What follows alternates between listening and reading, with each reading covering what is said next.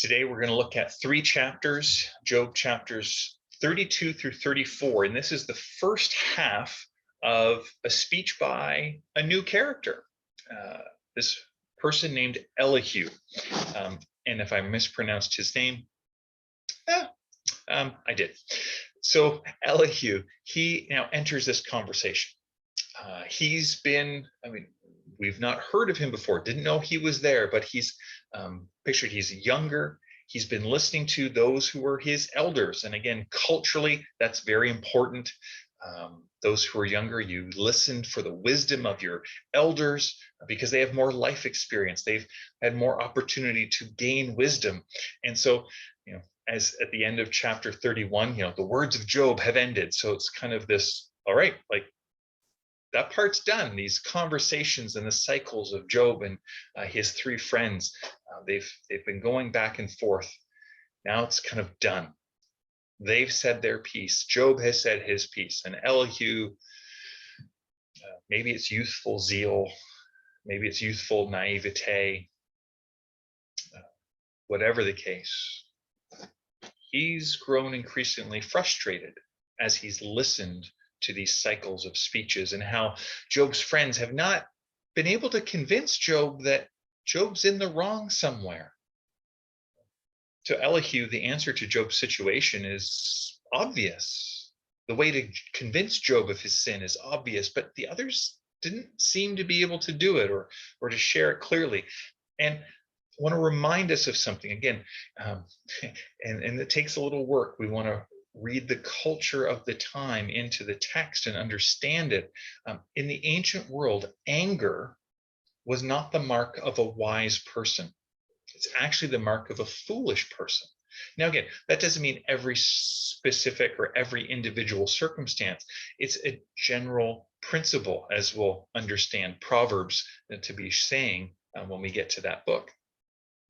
Anger and acting out of anger thoughtlessly is foolish, not wise in general. And so we need to kind of put that as part of the mix as we read and interact with Elihu's words here. Elihu feels like he has the answer. That's from God. And folks, he's sincere. He means what he says. He believes what he says. Just like we can believe and are sincere in what we think and what we feel and what we say, but we need to have the humility to remember that we can still be sincere, but be sincerely wrong. And that's Elihu here. But let's not paint him as a bad guy or with a bad heart. Look at his words. He wants restoration for Job. He's going to share what he shares, not because he wants to hurt Job and pile on, so to speak, even though he will. Sometimes our intentions miss. He wants restoration for Job, but he ends up not being right because, again, I don't want to say bad thinking here. Incomplete.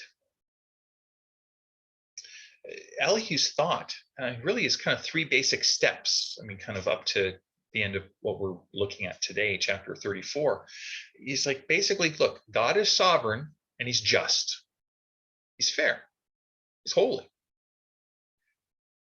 Second thing is, Elihu says, Job, God knows the facts of your case. You want to make a case against God. You want to present your case and declare your innocence. It's like, Job, you don't need to go before God. What's the point of that? Because God already knows.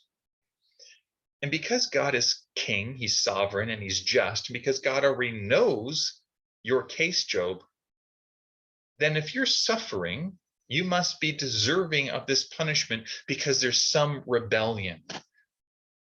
Again, suffering, like the other friends, is this, there's a presumption of guilt.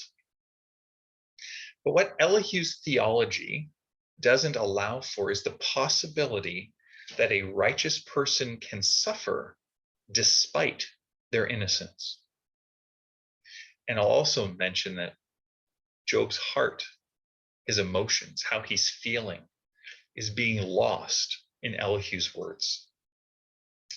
He's trying to deal with what he thinks is the issue rather than coming to, again, comfort and listen to a friend and work from there. I just want to remind us, like Elihu, we can be sincere but sincerely wrong. And it may not be that it's bad theology we're looking to present, but we have incomplete knowledge. And so the theology we bring to bear may not be the right theology, or it may not be the right circumstance for that. Does God punish sin and evil? Yes and amen. Do righteous people suffer at times in a broken and hurting and fallen world, even as God is in the midst of bringing about his judgment? Yeah. Yeah. And it's this thing I just highlight for us today is that we need to be careful of not having a simplistic faith, even though it's a simple faith. Now, there's a difference between these ideas. Simplistic is looking to take something and to make it almost so simple that it ignores nuance, or it just doesn't allow for things not to quite fit the boxes. Sometimes we like to have a simplistic view of God. God is all love, and God is all holy. And yet there's things that, how does that interweave, and how does that work in individual circumstances, and how do we reflect that to others? We make, put God in the box, so to speak. That's being simplistic. Where, there are some deep things about the Christian faith. And yet at the same time, at the root, it's simple. God made this entire universe, creating beings to reflect his image. Those beings rebelled, rejected that. God had to deal with it.